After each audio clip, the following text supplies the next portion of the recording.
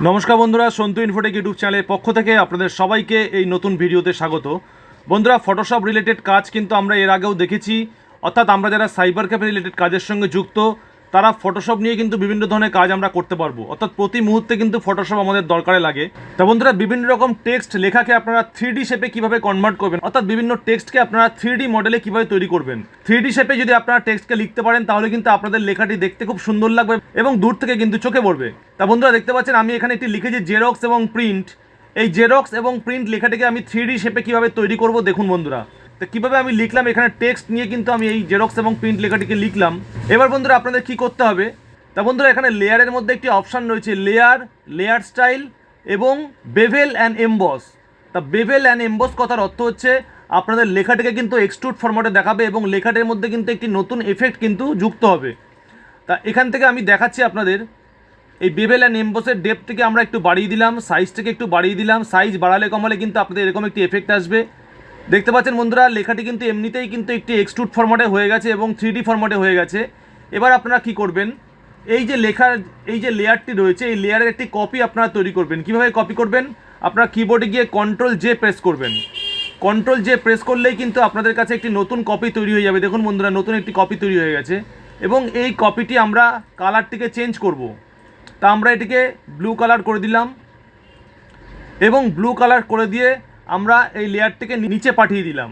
তা বন্ধুরা, লেয়ারটিকে নিচে করার সঙ্গে সঙ্গে দেখুন আমরা এখান থেকে একটু দূরে সরিয়ে আমরা অ্যাডজাস্ট করব, অর্থাৎ 3D শেপে তৈরি করবার জন্য আপনাদের এখান থেকে কিন্তু অ্যাডজাস্ট করতে হবে। দেখুন বন্ধুরা, এখানে আমি অ্যাডজাস্ট করছি। দেখুন বন্ধুরা, এবার লেখাটি কিন্তু পুরো 3D শেপে হয়ে গেছে, অর্থাৎ আপনার যেদিক থেকেই দেখবেন লেখাটি কিন্তু চোখে পড়বে। তা এভাবে কিন্তু আপনারা যে কোনো লেখাকে 3D শেপে তৈরি করতে পারবেন বা 3D মডেলের মতো তৈরি করতে পারবেন।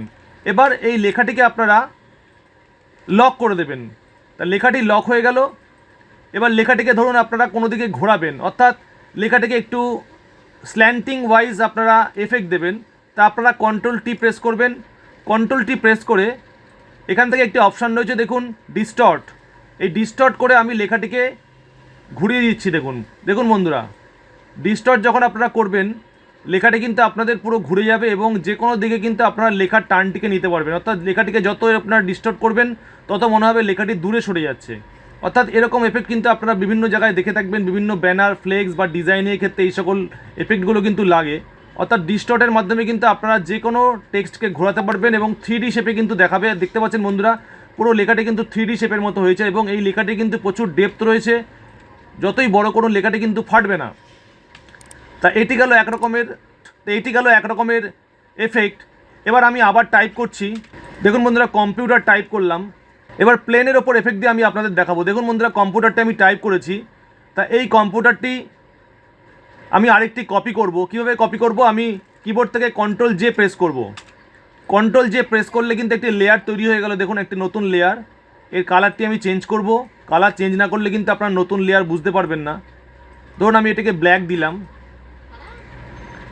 এবং এই লেয়ারটিকে আমি ড্র্যাগ করে নিচের লেয়ারে নামিয়ে দিলাম। দেখুন, নিচের লেয়ারে নামানোর সঙ্গে সঙ্গে কিন্তু একটি 3D মডেলের কিন্তু লেখা তৈরি হয়ে গেছে। অর্থাৎ এবার মনে হচ্ছে কিন্তু আপনাদের পুরো লেখাটি কিন্তু 3D শেপে চলে এসছে। যেহেতু আমরা পিছনটিকে ব্ল্যাক দিয়েছি, ব্ল্যাক দিলেই কিন্তু পুরো 3D শেপের মতো দেখাবে। শ্যাডোটা অনেকটাই যত বড় করবেন তত কিন্তু 3D শেপটা কিন্তু আপনাদের বেশি বাড়বে। অর্থাৎ আপনারা এখান থেকে কিন্তু বাড়িয়ে কমিয়ে 3D শেপটাকে সুন্দরভাবে আপনারা অ্যাডজাস্ট করতে পারবেন। এবার বন্ধুরা দেখুন, 3D শেপটাকে আরও একটু সুন্দর দেখানোর জন্য এই যে সামনের যে লেয়ারটি রয়েছে এই সামনের লেয়ারটির মধ্যে আমরা একটি স্ট্রোক দেব। তা লেয়ারে গিয়ে লেয়ার স্টাইল স্ট্রোক কথার অর্থ হচ্ছে আপনার টেক্সটের চারিদিক থেকে কিন্তু একটি স্ট্রোক তৈরি হবে। তার স্ট্রোকের কালারটি আমরা দেবো হোয়াইট। তা আমরা সেজন্য এখান থেকে হোয়াইট করে দিলাম এবং স্ট্রোকটিকে এখান থেকে সাইজটিকে একটু বাড়িয়ে দিলাম।